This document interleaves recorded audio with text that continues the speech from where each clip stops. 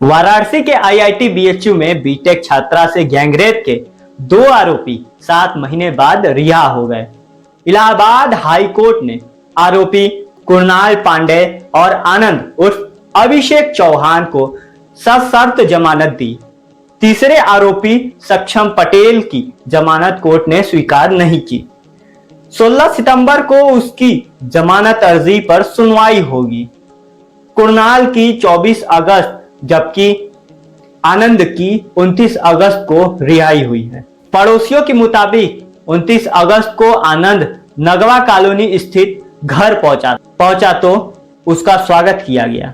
कुणाल और आनंद दोनों के घर अगल बगल हैं। गैंगरेप के तीनों आरोपी भाजपा आईटी सेल से जुड़े थे। सरकार के मंत्री विधायक समेत बड़े बड़े नेताओं के संपर्क में थे। इस हाई प्रोफाइल केस में वाराणसी पुलिस ने 17 जनवरी को गैंगरेप की चार्जशीट दाखिल की। पुलिस ने तीनों आरोपियों पर गैंगस्टर एक्ट में केस किया था। गैंगस्टर केस दर्ज होने के बाद लगातार उनकी जमानत खारिज हो रही थी। पुलिस ने कोर्ट में तीनों को बताया था पेशेवर अपराधी।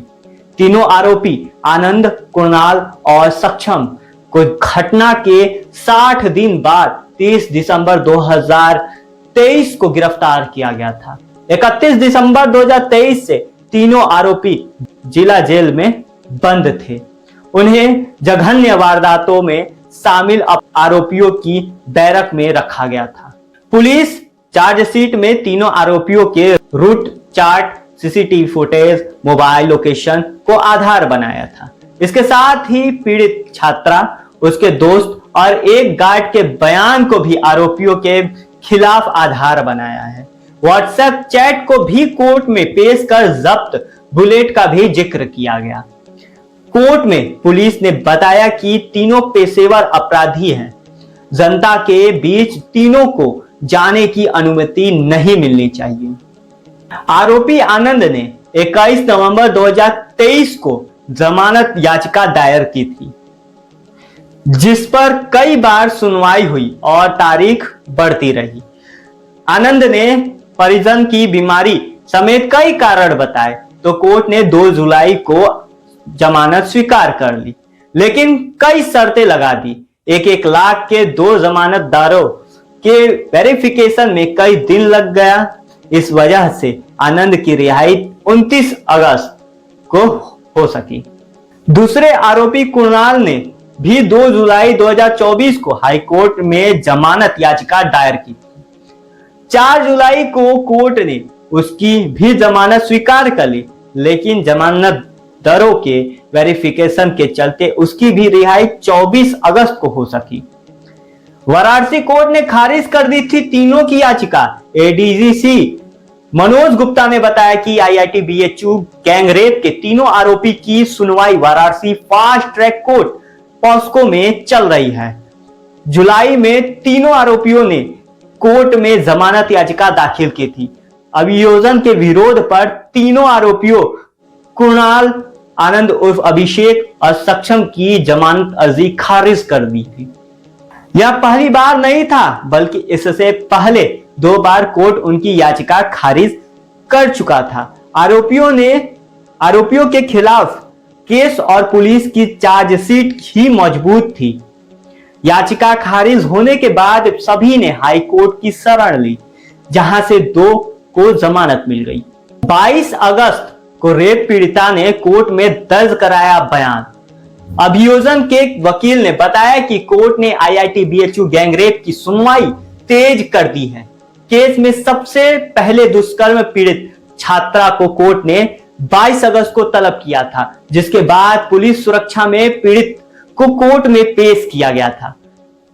बीएचयू की वारदात को पीड़ित ने कोर्ट के सामने रखा। उसने बताया कि तीनों आरोपियों ने दरिंदगी की, धमकाया, फिर फरार हो गए। पीड़िता ने बताया कि घटना के बाद से कई तरह से दबाव भी महसूस कर रही है। बाहर आते जाते डर लगता है, इसलिए अधिकांश समय हॉस्टल में रहती हूं। आरोपियों के खिलाफ अब तक 2 चार्जशीट दाखिल है। आरोपियों के खिलाफ पुलिस ने अब तक 2 चार्जशीट दाखिल की है।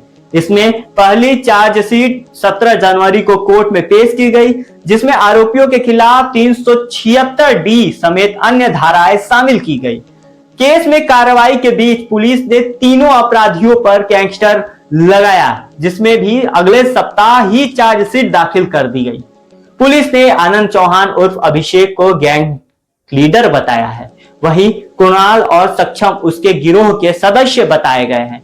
इसमें पुलिस ने आनंद उर्फ अभिषेक और उसके परिजन के खिलाफ 29 जून 2022 को भेलूपुर थाने में छेड़खानी सहित अन्य आरोपों में मुकदमा दर्ज कराया गया था।